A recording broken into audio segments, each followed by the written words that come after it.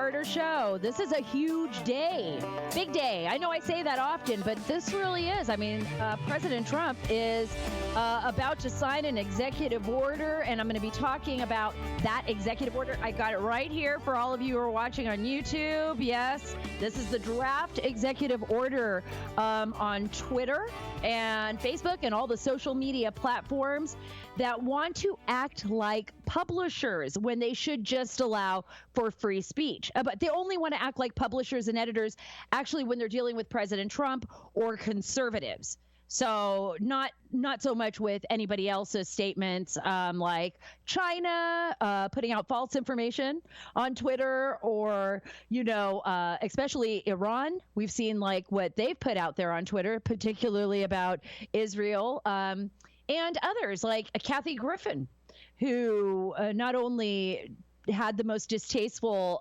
joke in the world. I don't even consider it a joke, but when she held the head of some sculpture that she said was Donald Trump, a beheaded Donald Trump, and did that. But she also put out a really, I felt, I would have reported her directly to Secret Service had I been the first one, but a tweet basically threatening Trump.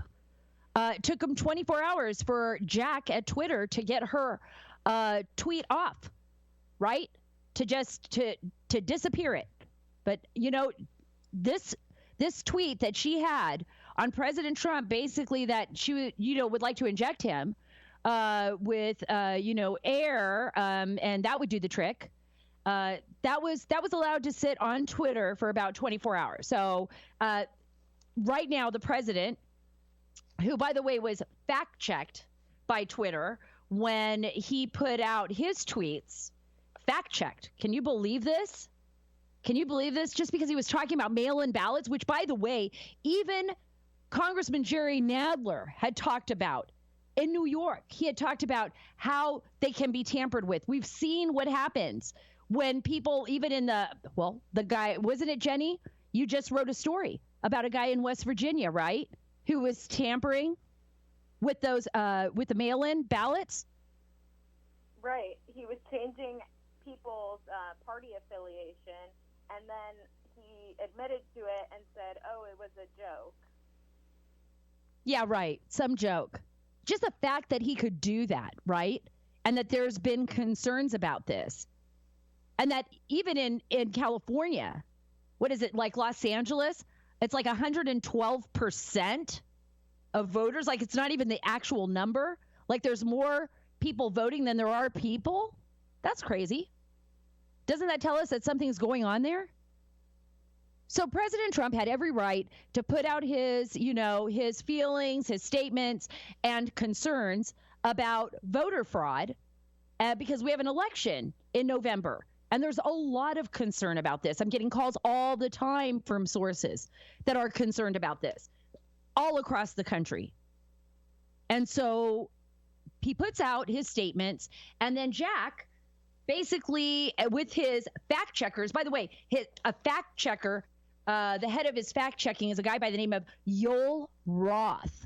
Yoel Roth, who, by the way, is an anti-Trump person who has tweeted out that people in the administration are Nazis. He's compared Trump administration officials to Nazis. He's targeted President Trump specifically on Twitter. This is the guy that's supposed to be fact-checking our president, fact-checking us.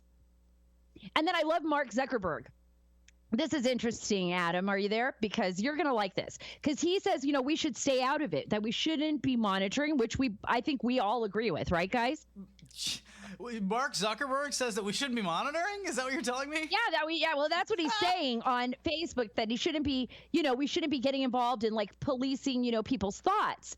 But yet they did that to me on a story actually on my website, Jenny, that you wrote. I mean, this was about Joe Biden. And we were watching Joe Biden, and, he was on CNBC, and everybody, it's been a back and forth whether or not Joe Biden said beat Joe Biden, which is what it sounded like to us, or be Joe Biden. And Jenny, you reached out to the Biden campaign, right? Absolutely. Received no response. And did they ever respond back? So basically, to set this up for every one of you out there who's listening, we basically published a story. Everybody on the internet was talking about it. Donald Trump Jr., Benny, others who had this clip of Joe Biden basically saying he's going to beat Joe Biden. And do we have that clip, Jenny? Can we get that clip and play it during this opening, Adam? I'll find it. I don't know if we've got it. I'm just trying to. You can find it, and whenever you find it, let's go back to that, because I want everybody to hear that, because I keep talking about it, but it makes no sense if you can't hear it.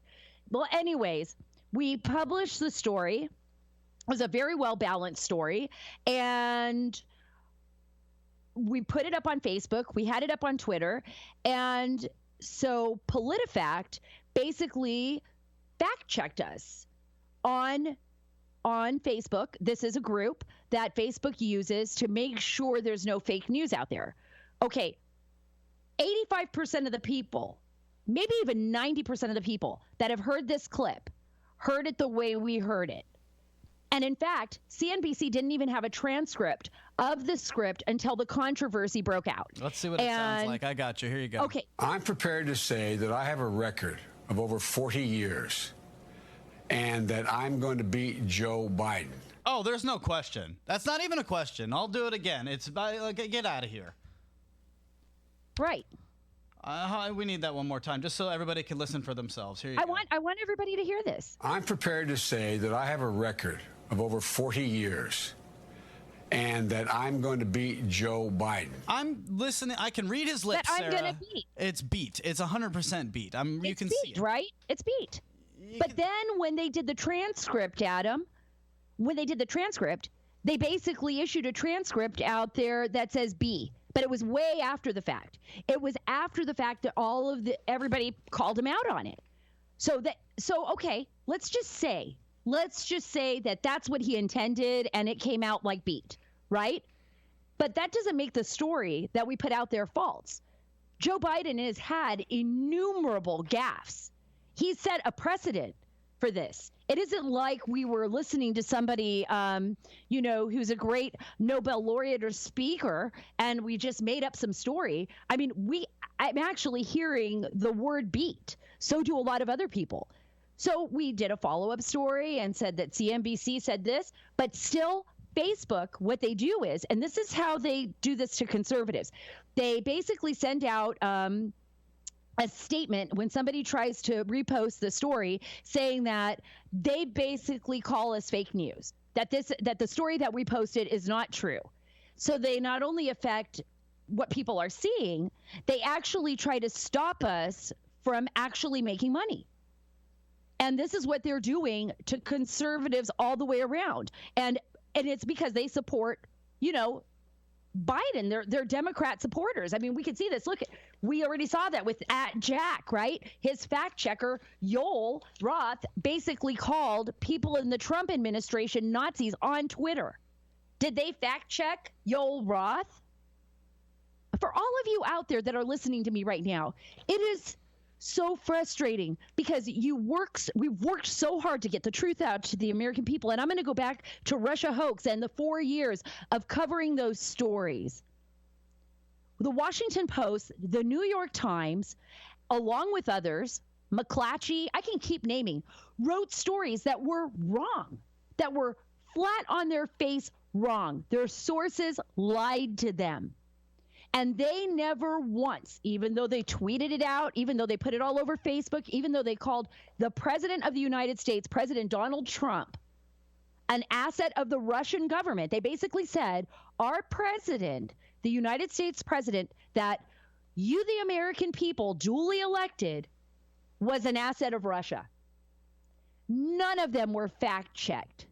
None of them. Absolutely not. They weren't told, hey, you got to take that story off and then repost the truth. No, they spread a lie that was a national security threat across the entire planet against your own president of the United States. That's what they did. And they got away with it. But then on Twitter, they shadow ban conservatives. This is a huge platform. Right now, I have over 1.1 million followers, huge platform. But guess what? About 4,000 see my tweets. Shadow ban here and there. It depends. It depends. There's algorithms that I'm not even aware of that they utilize to, fiddle around with so that people actually don't see it, so that you're not on news feeds. There's also other issues, like on Facebook, where they want to monitor you, where they want to monitor and decide what's real news, what isn't news, what kind of world do we live in? 1984? Is this Orwell, Big Brother? Now, I'm not saying criminal behavior should be acceptable, but people have the right to say what they need to say. President Trump did nothing wrong in his tweets by questioning mail-in ballots, just sending them out randomly to everyone. There's a difference if you're not in state and you're getting a mail-in ballot because you're not going to be in your county to vote. You can't be there in person. That's different. But there is a problem with voter fraud, and we know that that exists, and we know that there's issues with that. But let me tell you this. I have never seen Twitter fact-check China, who suppresses its people, who monitors everything their people are doing, who basically gives demerits to their people and credits, whether you're good to the Communist Party or not. I've never seen them do it to Iran, to the Ayatollahs, when they threaten Israel. I've never seen them do it to Turkey when they put out false information about the Kurds. I mean, there's a lot of issues, right? I've never seen them fact check those Chinese Communist Party members and others who have said terrible things about President Trump and threatened him. I mean, for crying out loud, it takes over 17 hours to remove a threat to the president of the United States off of Twitter. It took 2 minutes for them to fact check the president. It's just completely wrong. And the president has every authority to be putting out an executive order, because this is publicly traded companies. We're looking at Twitter and Facebook. They should not be publishers, right? They shouldn't be able to get away with this. We are in charge of our own speech. That's the job here, that protecting those First Amendment rights. Not Google, not Twitter, not Facebook, not what Mark Zuckerberg says, not what Jack says. I don't really care. Their politics. But they shouldn't be getting involved in mine. Look, they're the ones that said, oh, Russia, wait a minute, It's Russia getting involved. Russia on Facebook, Russia on Twitter, bots on Twitter. No, they're worse. I'm telling you, it's worse when it comes to them. Nobody has fact-checked anybody else here. It's except for the president and the White House and people that support him or conservatives. And I know I'm angry about this. I know I'm just beating it into the ground. You should be angry about this. It's frustrating. It is. It's very frustrating. We have a right as Americans to be able to exercise our right to free speech without these corporate entities telling us what we can and cannot say. And I see a lot of people out there now are pushing Parler, which is the alternative to Twitter, right? But we have to be able to do this. We have to be able to do this right. And we have to be able to speak to one another. And we have to be able to do that without the fear of someone coming after us or, shutting down our right to speak.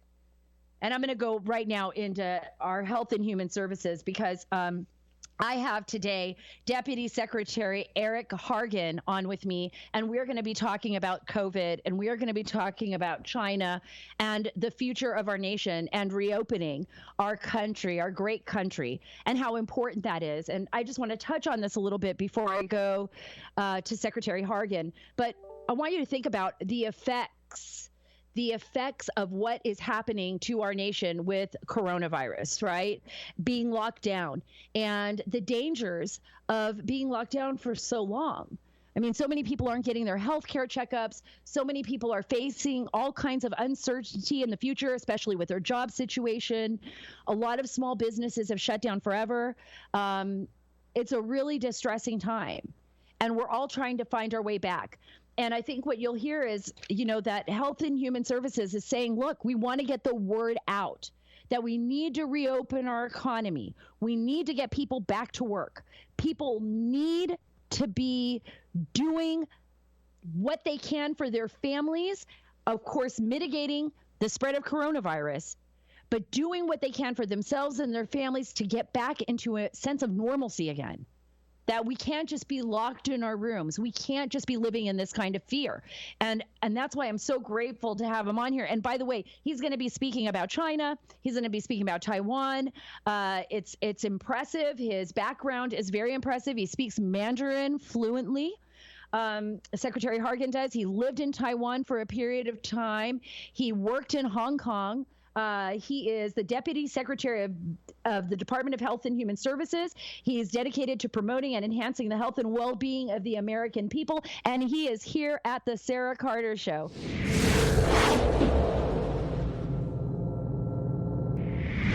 Deputy Secretary Hargan, thank you so much for being on the Sara Carter Show. I really appreciate it. I know Health and Human Services, you're extremely busy. This is a historic time in our nation. We have not dealt with a pandemic like this. I think since the Spanish flu, something global like this. We now have 100,000 confirmed deaths. I saw President Trump's tweet and how distressed obviously he is over the loss of life and concerned about the future and the direction of our nation. So I really appreciate you taking the time to explain to everyone out there, to you, our listeners, what is happening and what we can expect in the upcoming months as we move towards the fall. Right. Yeah. Exactly. So, yeah, we have been working so strongly since the very beginning of the outbreak that happened. I mean, you saw a lot of the early aggressive efforts that were undertaken by us at the direction of the president that have really helped bring down the level of the outbreak that anyone had predicted for this country to go through. I mean, you saw the early models and the fact that we've avoided that as a country. I mean, the president, we all are. It's a terrible loss for our country, as you said, 100,000 deaths from this virus, and the fact of how much worse it could have been if we hadn't undertaken all the aggressive actions and we hadn't adopted this approach, really a whole of government approach and a whole of America approach that we've been talking about, where we've brought private industry and the private sector in strongly to help out with this, and have really looked to our state and local leaders who have been so instrumental, and the individual Americans who've responded in their millions and tens of millions to implement this in their own lives. And I think that has avoided so many deaths that otherwise would have taken place in this country. Oh, I think that's an incredible point. And I want to talk a little bit about the PPEs, the personal protective equipment, and what we discovered at the very beginning of this, where, the administration basically inherited from the Obama administration a lack of equipment, a lack of personal protective equipment. And we also saw China's actions in purchasing an enormous amount of those personal protective equipment right after the outbreak occurred in China. And so we were kind of left abandoned, really, at the very beginning of this. And the president and the administration, along with HHS, worked double time to ensure that we would get this equipment, and also point out the fact that there is a national security issue here for the United States, that we need to bring manufacturing back to the U.S., whether that in our healthcare system, whether that deals with medicine such as antibiotics and painkillers, or personal protective equipment. What do you think the lessons learned here are, and how do you feel the administration has handled this as we move into the upcoming months? Well, the president since the very beginning has been concerned about the issue of having American jobs, American manufacturing, and being strongly supportive of that. And so this is another lesson learned that's not only is that a good idea for our economy, but it's a good idea for our healthcare as well. For us to be able to have those resources internally in the United States when we have a crisis like this is not just, as I say, a matter of money, it's also a matter of our lives. this. And when you look at the situation, we've been here before, believe it or not, in a much lesser way. In the Bush administration, when I was at HHS before, under President Bush, we had a situation where half of our flu vaccine one year couldn't come from overseas. The manufacturer overseas really had bad flu vaccine. They couldn't give it to us. We went around to our friends and in the international community and said, can we have some flu vaccine? And they said, well, we've got to take care of our own people first. And that's understandable. But it meant that we were left with only half of the flu vaccine that we needed that year. So we put in place systems to try to make sure we had more manufacturing capacity here in the United States. Some of those efforts succeeded, but some over time went away. And we put a lot of things in place in those days in terms of preparedness, a lot of which we've leaned on in this, as opposed to when we were putting those things in place during the avian flu, the flu vaccine issue, which very few people remember at this time, but also in the wake of 9/11, that all of those things that were put in place, we depended on those things foundationally in this crisis, but we're really going to have to step our game up even farther than what we had put in place before and not lose the lessons, which unfortunately over the years since the Bush administration, we've forgotten about the need for us to have domestic manufacturing capacity for healthcare issues. So that's going to be obviously a major issue as we move forward, whether or not the crisis is mitigated. As we see, there's a reduction in the spread of COVID, and that's incredible. That is what we're hoping for. I know there's a concern about a second wave, and I want to talk about that before we go and discuss Taiwan and China, and then of course, I have to ask you about New York, the outlier, and the decisions made in New York, under Governor Cuomo. But before we get there, I want to talk a little bit about that. What are your concerns about a second wave, and what is the administration doing to kind of prepare for that? I mean, will there be another shutdown, or can the American people expect to have things handled differently? Well, the initial goals that were set out were now famously flattening the curve. That was our phrase for the fact that we had to get our hospital and our healthcare system ready for an expected surge of coronavirus cases. And that means that we had to have all of those production capacity issues addressed, whether it's PPE, whether it's all the other things that we have to do and make the hospital system ready for, so that we didn't end up with the terrible scenarios that we saw develop in China and Europe before coronavirus really came here so heavily. Now, over the summer and over these intervening months that we've had, we have very strongly addressed those issues.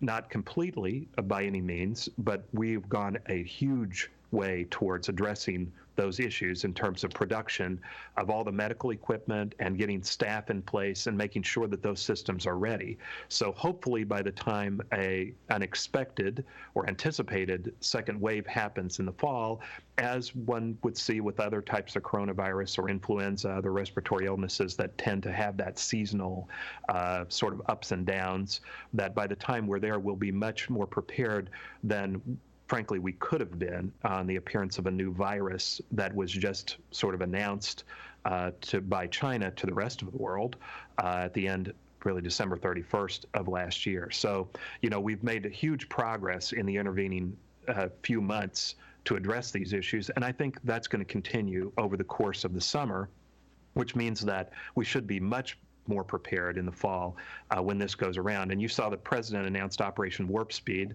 last That's week, right. which is a huge, really groundbreaking effort on our part to be able to kind of telescope in some ways or contract the processes that we use here in terms of our regulatory processes, in terms of our scientific processes, to be able to kind of shorten the vaccine and therapeutic and diagnostic development process. So is that because of your working with the private sector as well? You're kind of cutting the red tape of that, the R&D, research and development that we've seen in government, where sometimes it can be really elongated, and especially when you're doing work in the government and you're doing research and development, it can be a very long, tedious process. Is there something new that happened here? Cutting out the red tape, cutting out the bureaucracy in order to effort this Operation Warp Speed to get a vaccine to the public?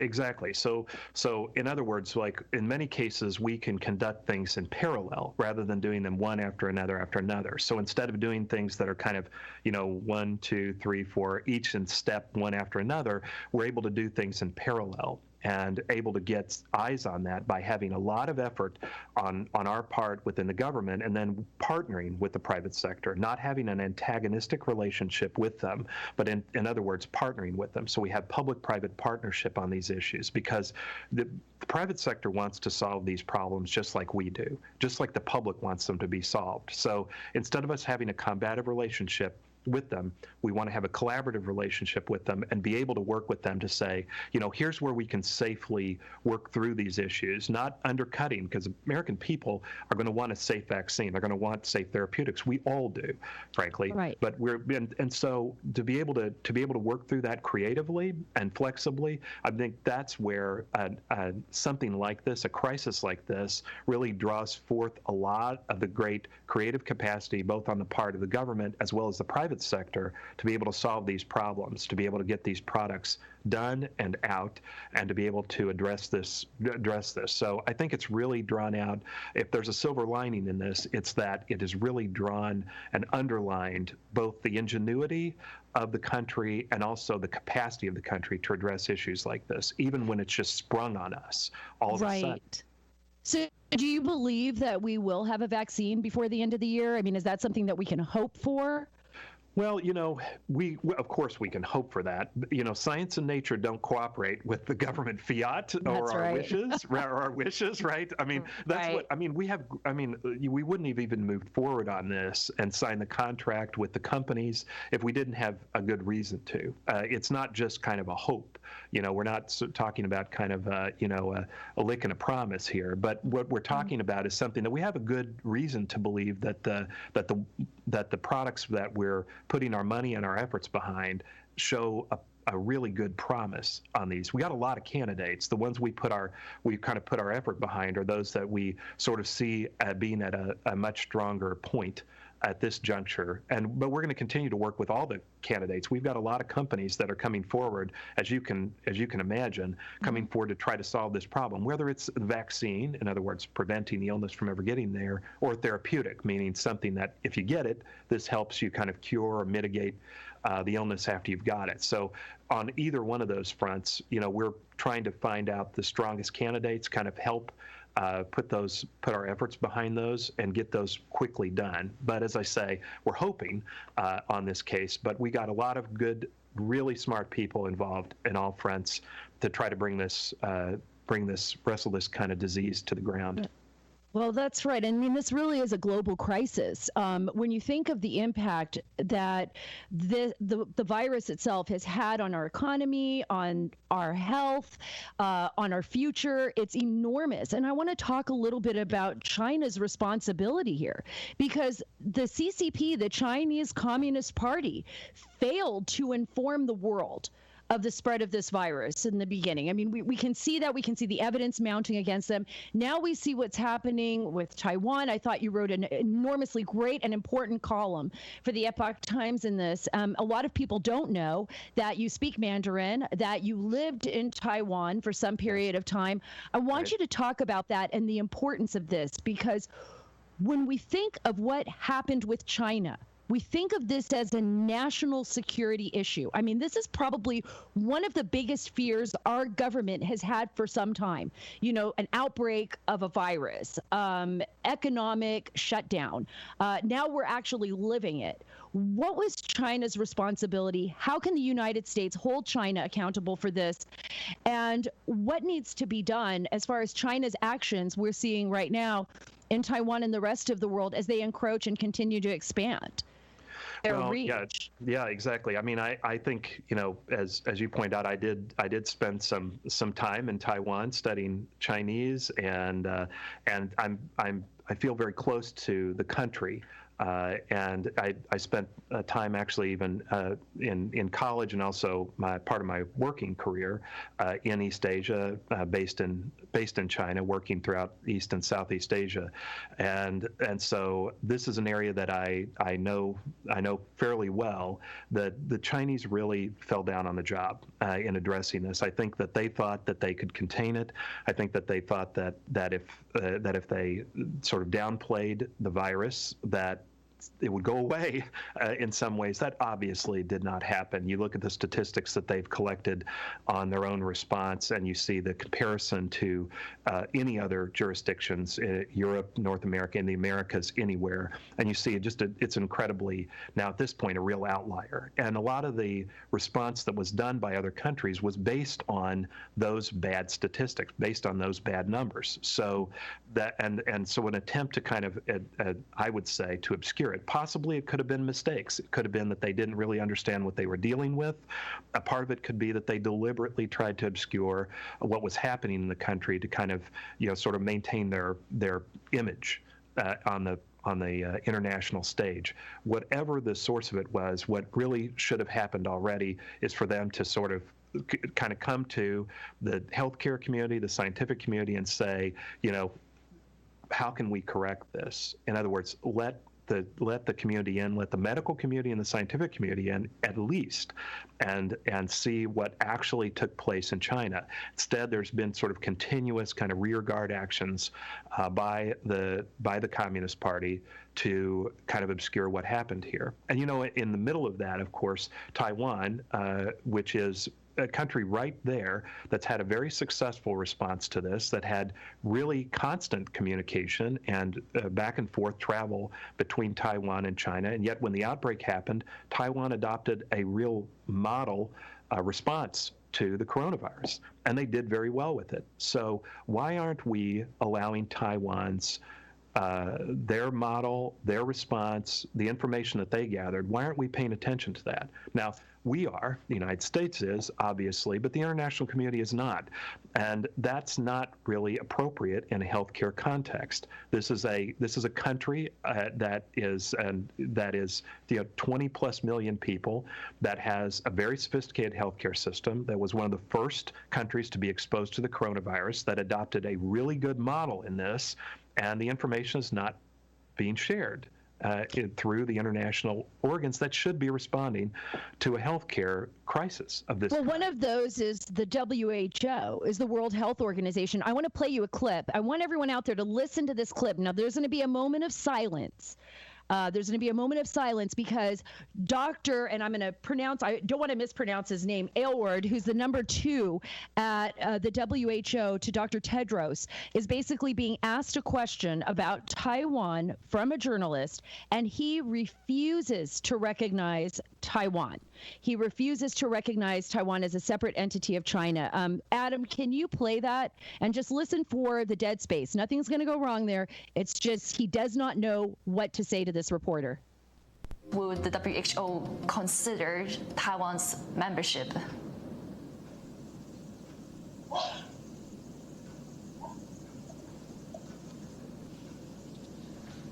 Hello?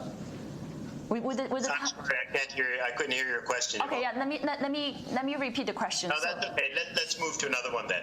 Right, because I'm actually curious on talking about Taiwan as well, on Taiwan's case.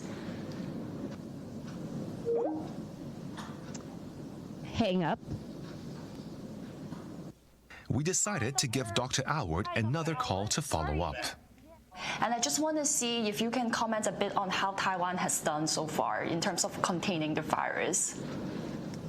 Well, we've already talked about China, and when you look across all the different areas of China, they've actually all done quite a good job. So with that, I'd like to thank you very much for inviting us to participate, and good luck as you go forward with the battle in Hong Kong.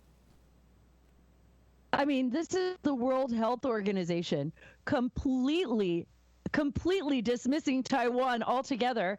And we know that the WHO also early on sent out, a statement saying that it didn't appear that this virus was contagious, human to human transmission. Here is the World Health Organization that you would think we could count on as a global partner to fight this specific type of outbreak, right? A global pandemic. And we can't even rely on them. What do you think's going on here? And because you do have that connection to Taiwan, I mean, what went through your mind when you heard this, when you saw this? What is going on here? Yes, I mean, the WHO, so there's a few things going on here. The WHO, which has a tremendous mission, and a tremendous history, frankly, of addressing these kind of things, from the getting rid of smallpox in the past, being a coordinator of so many, and the source of so many good things in the past in the healthcare area, and an organization that obviously the people there understand things like that viruses don't respect international borders. They go everywhere, and you can't kind of adopt the same kind of political posturing that another organization might adopt, but the WHO really shouldn't be doing that now, and that's one part of it. Another part of it is that they were relying on information from China just as a slight amount of excuse for them. They were relying on information from China just like everyone was, just like Europe was, just like other countries were relying on that information, and that information was wrong. It was bad information that was being put out. Whether that was done by mistake, errors, or deliberately, it was wrong. And that happens in science, it happens in medicine, but when that happens, what you're supposed to undertake is a correction of that. You're supposed to say, this is a matter of science. People got things wrong. You correct that and you go on. You don't persist in sort of going back to the same thing and repeating those errors. That's fundamental to this entire enterprise.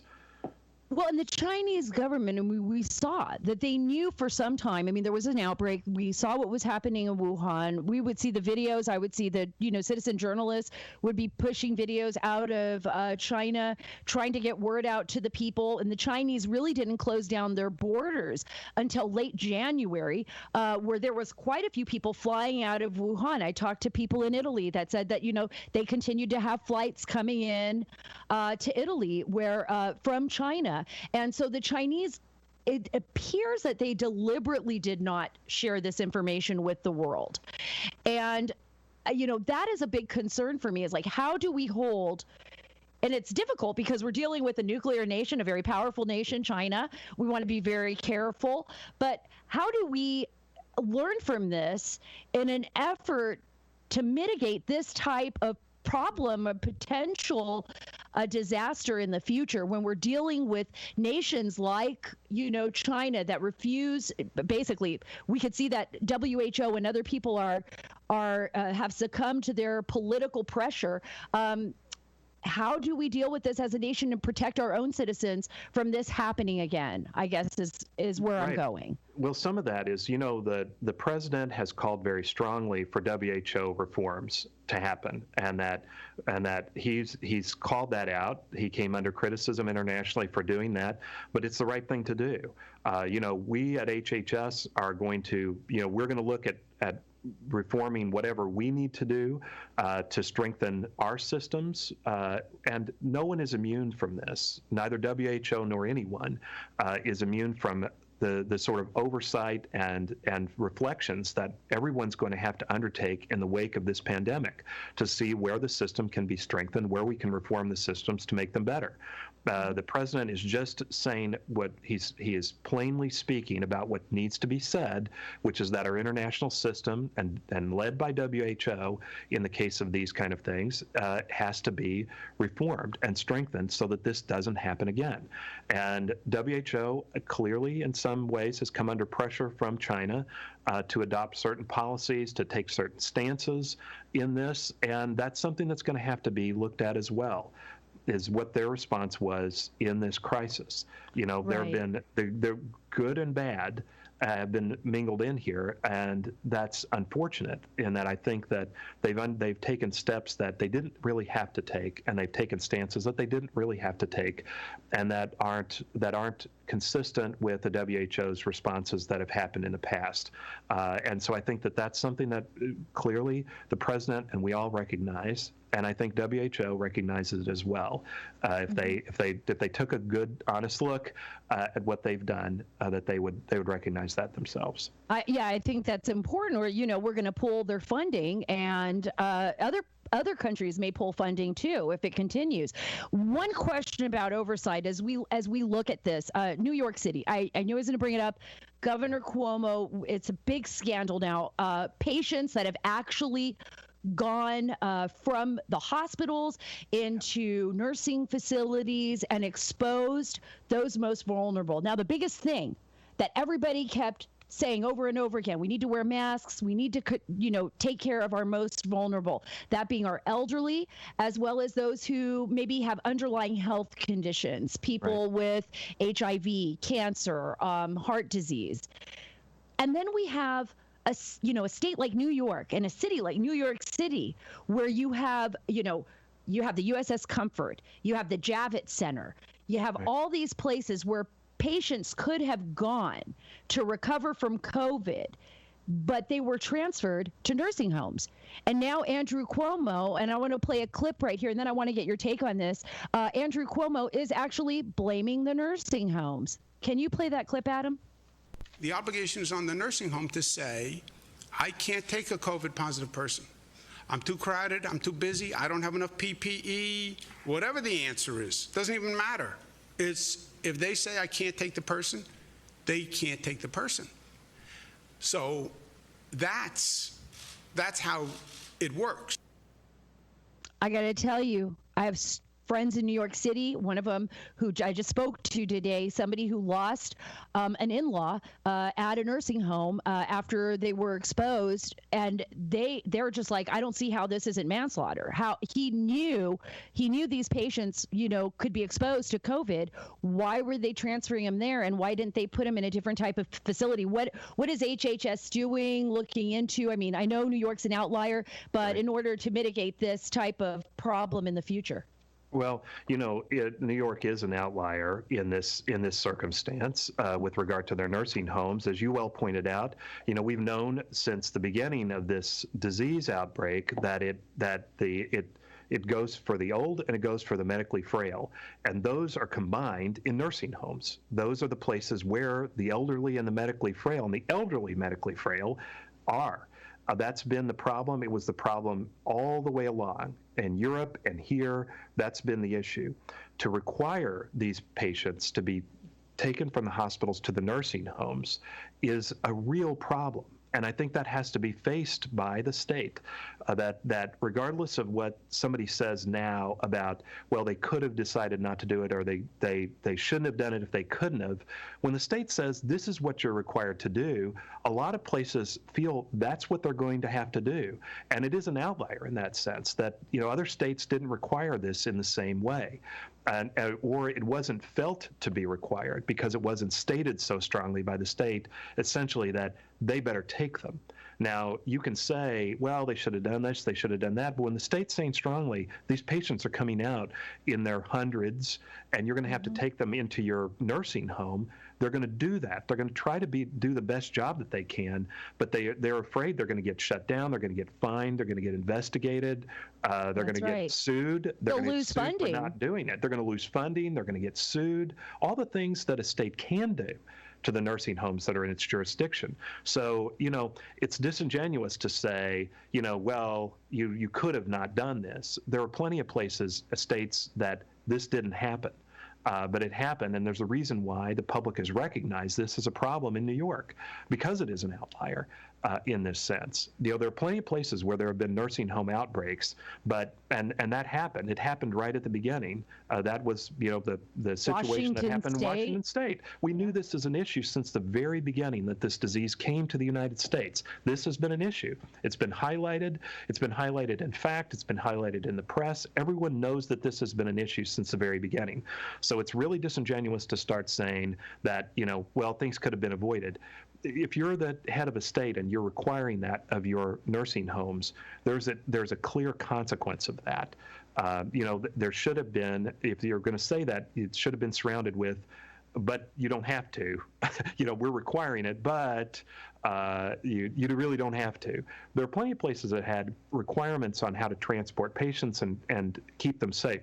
Our own guidelines in this area said that a nursing home may take a patient as long as there's plenty of safety around it, as long as they put in place all the guidelines and the way that they treat the patient, where they're put, are they kept away from other patients that aren't known to be infected with the coronavirus. We have plenty of things that were already online, that were already put in place by us, guidelines that could have been done, but that said a nursing home may take a patient as long as they can keep them safely. Because in some cases, that's where the patients are. That's their home in the nursing home. Well, yeah, That's if it's an isolated ward, right? If it's an isolated ward, if the outbreak is within the nursing home, but actually transporting COVID patients to a nursing home where there isn't an outbreak seems to work against what we have been told. And when I hear Governor Cuomo, I'm just kind of like, whoa, wait a minute. You from the beginning have been pounding just like everyone else. We got to protect our elderly. We got to wear our face masks.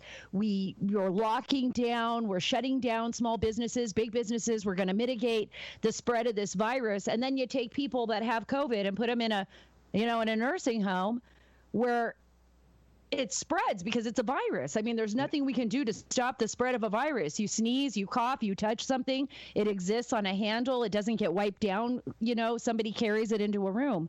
And I think that's what's just so frustrating and infuriating, on the part of people, New Yorkers, that have actually been affected by this. When they hear Governor Cuomo say something like that, has HHS done anything to talk to governors of states and say, look, this is what we require? Because I think with New York, it was really an outlier because we had so many other facilities that people could have been transferred to.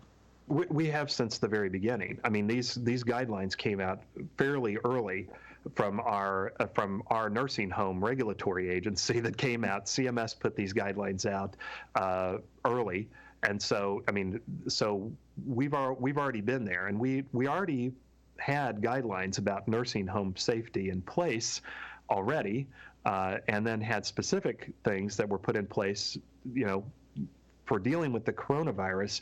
The fact that you have an elderly, medically frail population living together in congregate care would seem that you have to have the most rigorous attitude towards maintaining safety there.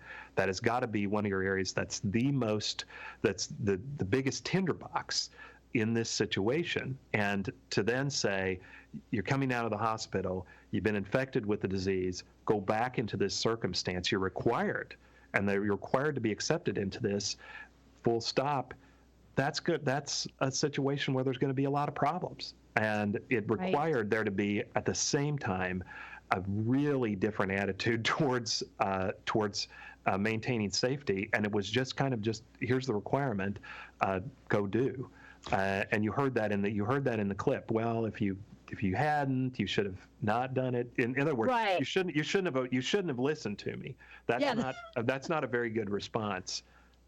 Yeah, not at all. Not at all. But before I let you go, Secretary Hargan, I wanted to get your take. What do you think, especially with HHS, what is your goal for the future? What are you looking at right now? What message would you like to deliver to the American people?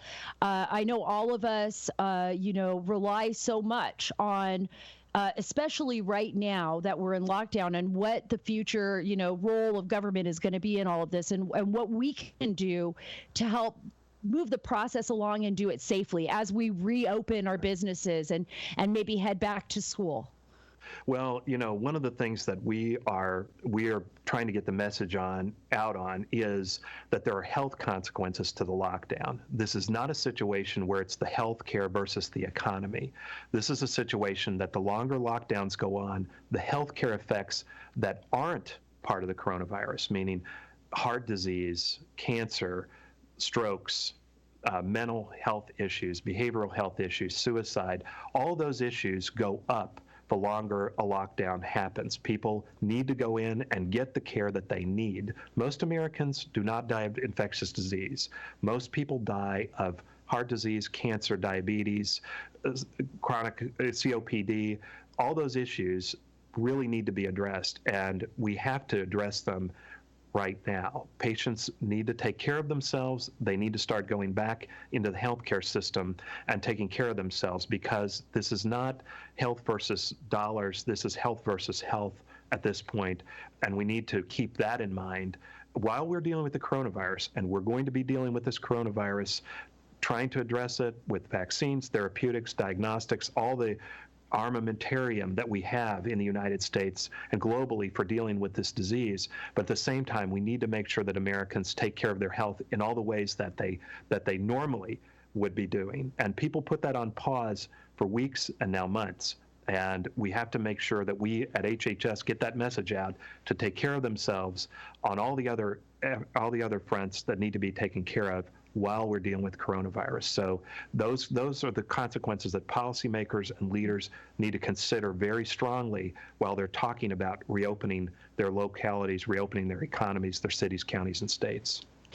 I couldn't agree with you more, Secretary Hargan. I couldn't agree with you more. I think that the health of Americans, being locked down, we've seen the effects of that, and we've seen the effects on people both with a rise in suicides as well as abuse in the homes, healthcare issues that aren't being dealt with. We really need to get back into the open safely. I agree, safely, but with vigor and get our nation back on track. That's the health for everyone. Everyone's health is reliant upon that. I can't thank you enough for being with me today. Thank you so much, and I look forward to having you back on. And thanks for taking all of my questions about China and Governor Cuomo. I know I kind of threw those at you sideways, but it was very important. Thank you, Sarah. Good talking with you.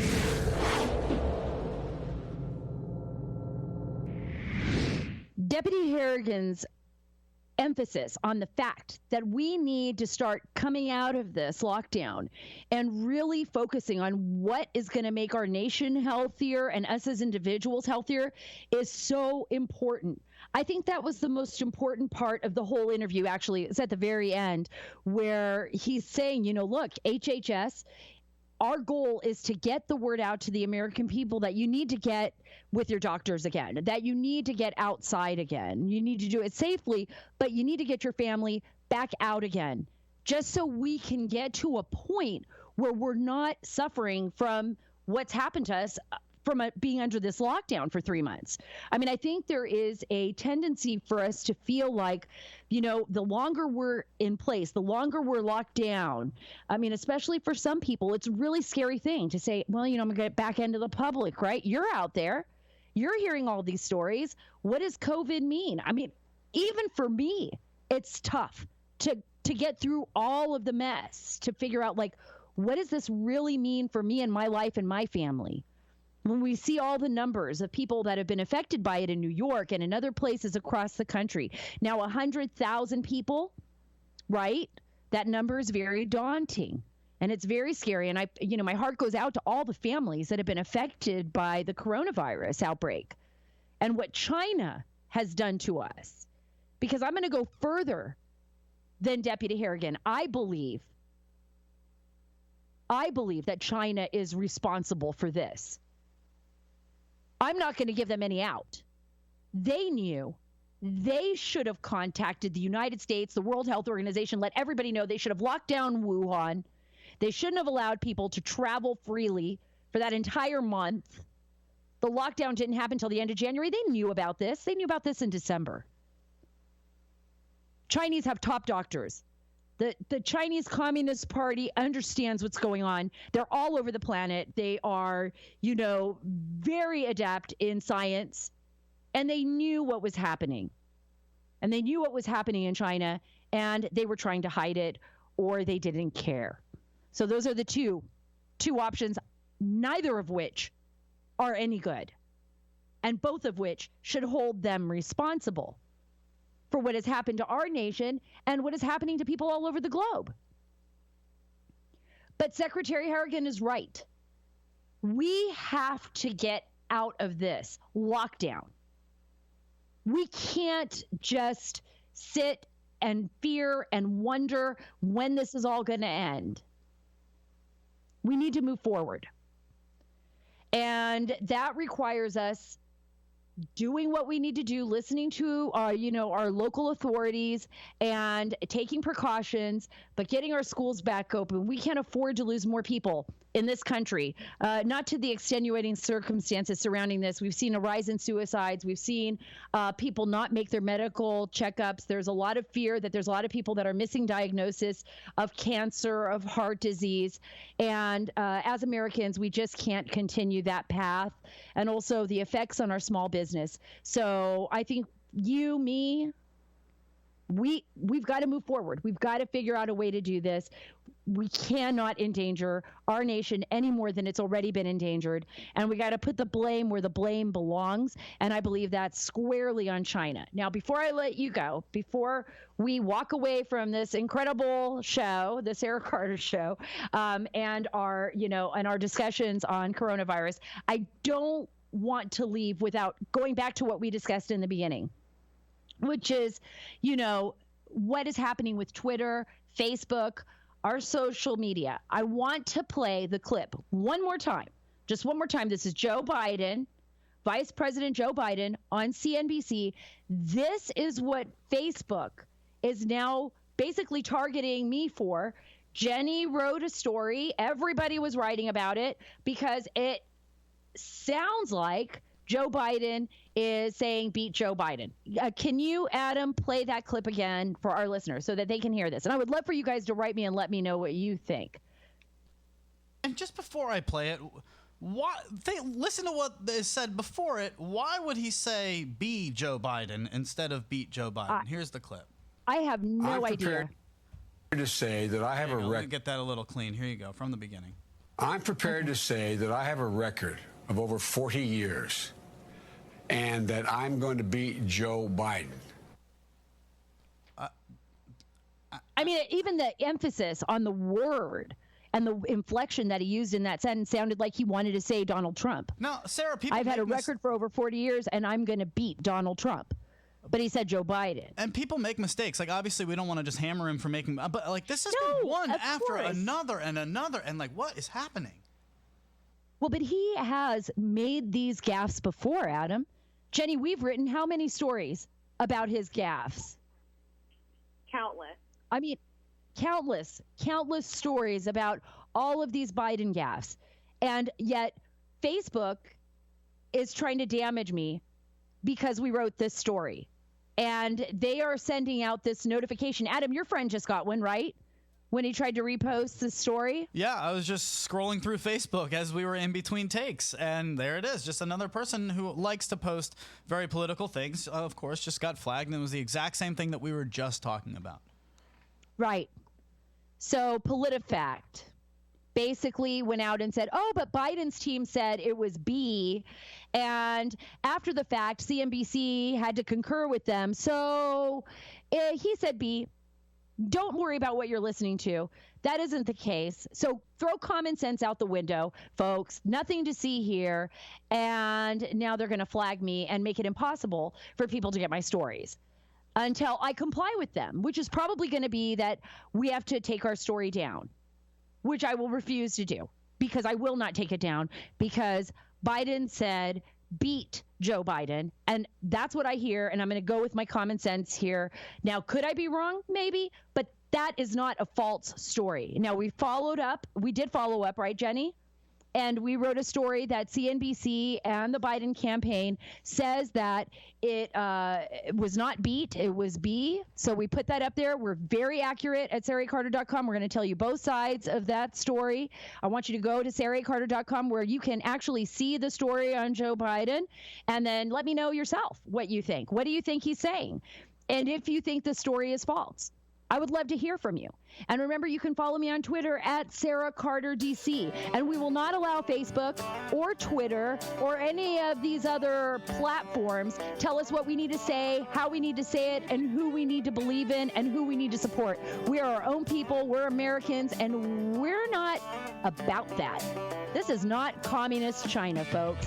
And we're not even going to let private companies do it. Thank you so much for being here at the Sara Carter Show. It was great to have you here with me. And remember, folks, we are taking the story back with your help. God bless.